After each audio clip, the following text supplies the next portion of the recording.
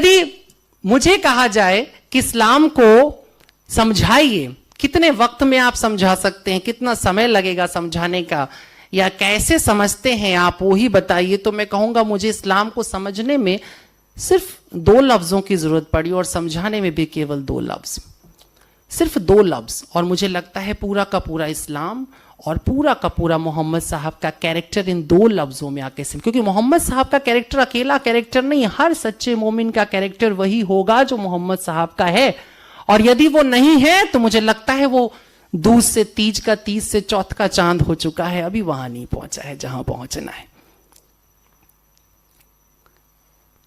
2 लफ्ज हैं।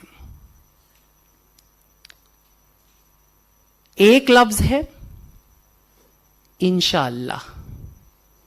आमतौर पर यह तकिया कलाम की तरह मुसलमान इस्तेमाल करता है, कहता है इंशाअल्लाह, और खासतौर पर जो उसे पैसे वैसे वापस करने हो तो जरूर बोलता है इंशाअल्लाह कल दे दूंगा, आप समझ लेना कल तो नहीं मिलेगा।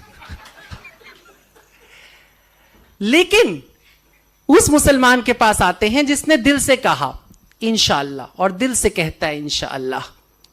इंशाअल्लाह के मानी अगर ईश्वर ने चाहा तो, वो सिर्फ पैसे के मामले में नहीं कहेगा, उसके सबसे अजीज की अगर सांसें उखड़ रही होंगी तो भी वो यही कहेगा इंशाअल्लाह दवाइयां काम कर जाएंगी। बात को बड़े सामान्य से लफ्ज में पैगंबर साहब ने कहा इंशाअल्लाह मैं नहीं कर सकता हूं, यदि ईश्वर ने चाहा तो कर गुजरूंगा, कुछ भी कर गुजरूंगा, दरिया खोद दूंगा, मैं पहाड़ तोड़ दूंगा, मैं चांद को 2 टुकड़े कर दूंगा इंशाअल्लाह। एक लफ्ज है।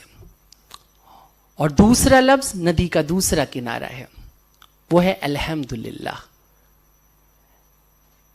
जब भी कुछ अच्छा हुआ, जब भी कुछ बेहतर हुआ, जब भी कुछ घटा और लोगों ने तुमसे आके तारीफ की कि बड़ा अच्छा काम तुमने किया, तो तुमने कहा शुक्र अल्हम्दुलिल्लाह।